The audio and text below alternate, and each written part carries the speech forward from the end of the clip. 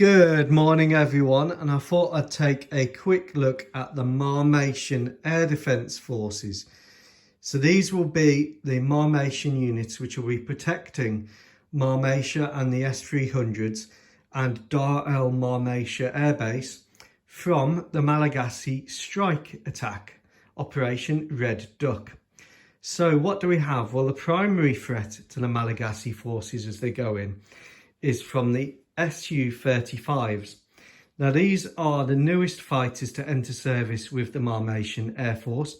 These are actually Trumpeter J11s which I've back converted, and they are equipped with, on the wingtip extremes, R-73M missiles, R-27 radar missile. They've got a KH-31 anti-radar, R-77 missile, another R-27 radar missile, R-77, R-27 infrared, and then two R-73s on the extreme wingtip.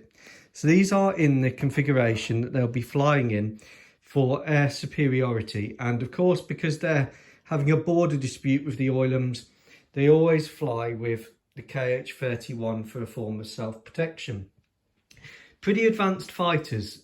They're let down in Marmatian service because Marmatia doesn't have an airborne early warning control platform yet, doesn't have an A50. So they're really reliant on their radars, which are the Russian standard ones, whereas the Malagasy Air Force have upgraded radars based on Israeli and Indian cooperative technology. The second line of the Marmatian air defence is the Mig-29 SMT, which again is a good aircraft. It's let down by the missiles that it's able to carry. Again, the longer range missiles are the R-27 series. It's got 4 R-73s and a combination of infrared and radar R-27. The second line is made up of elderly Mig-29 aircraft, which are the later models with the dog tooth for slightly better performance, but they are, of course, pretty much obsolete now. They're still deadly though in the right hands, and they're equipped with these missiles here, which, whilst not as good as the R-27s, coupled with the R-60M short-range missiles, they can still shoot bombers down. So the Malagasy armed forces will have to watch out for these Mig-23s.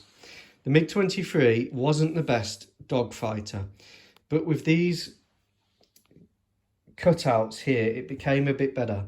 It is, however, quite draggy with the chaff and flare dispensers on the top. Still, in the right hands, it could pose a threat. Now, Marmatia has 12 to 14 SU-35s, 8 operational Mig-29 SMTs, and it has about 12 operational Mig-23s. The third line of defence is elderly Mig-21s, which are pretty much only equipped for visual range combat with the R-60. They're mainly used as ground attackers now, and there's around 20 of these remaining in active service. Still, in the right hands, it could cause some damage. And the rest of the Marmatian Air Force is Mig-23BN ground attack aircraft, which can carry the R-60, Shahed 136 drones, and SU-24s. Now these won't be expected to lift. The burden of resisting the strike will be borne by the SU-35s and the Mig-29s, and possibly the Mig-23s. The good thing for the Malagasy Air Force as they go in to do this strike mission, excuse all the mess, is that they are really well equipped. And here we have Cap 1, which will be 2 Gripens. We have a flight of 4 J-10s and a pair of J-10Cs. We have 4 FC-31s. Now these, on the orange track and Cap 1 track and the grey track, are fairly capable of defending themselves against the threats. The main threat from the SU-35 is to the bombers, to the Vulcan, and one is going to be used to reach the target with one spare holding back. The SU-34 will be used in conjunction with the attacking Vulcan to give it support, suppression of enemy air defence. The two Hustlers, fairly rapid aircraft, and Cap 2 will have the SU-57s pushed forwards and the SU-30s.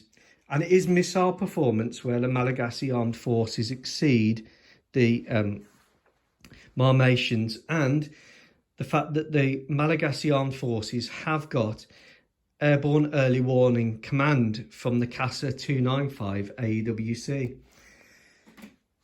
Providing support for the Hustlers will be an SU-34, which will be in control of its loyal wingman SU-35, armed with Popeye missiles and armed with PL-15 missiles and PL-8 missiles, which again gives a lot of support to that SU-34 to take on any threats.